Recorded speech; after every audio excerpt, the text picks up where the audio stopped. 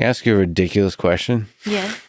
So I've recently watched this documentary on Netflix about flat earthers that the people that believe in a flat Earth.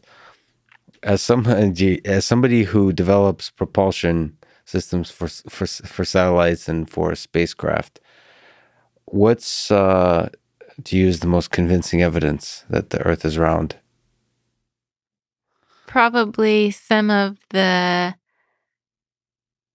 photos taken from the moon.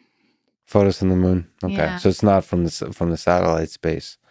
I think seeing that perspective, I'm answering to personally because I really love those photos. Because they're beautiful, yeah. I really like the ones that show the moon and the lunar lander, and they're taken a little bit farther back. So you see Earth, and first you're like, wow, that's tiny and we're insignificant, and that's kind of sad. But then you see this really cool thing that we landed on another, Yeah.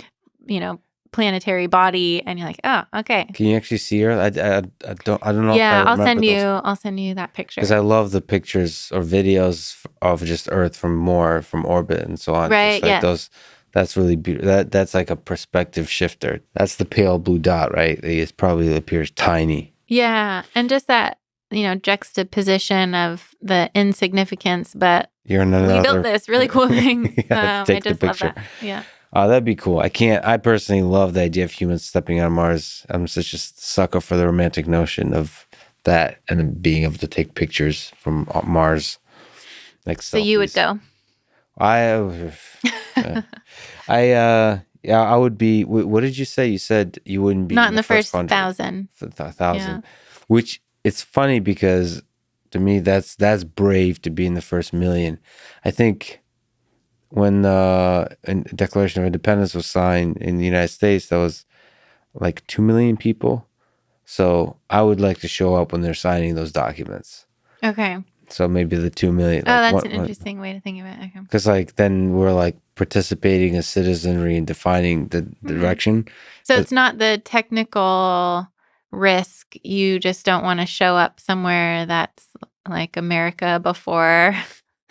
Yeah, because it's I from a psychological perspective, it's just gonna be a stressful mess as people have studied, right? It's like it's people most likely the process of colonization like looks like basically a prison.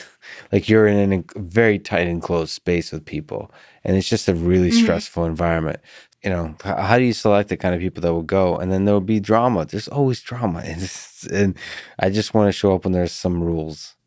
But I mean, it depends. So I'm not worried about the health and the technical difficulties. Yeah. I'm more worried about the psychological difficulties. And also just not being able to tweet. Like, what are you going to, how are you, how can you, there's no Netflix. So yeah, maybe not in the first million, but the first 100,000. It's exciting to define the direction of a new.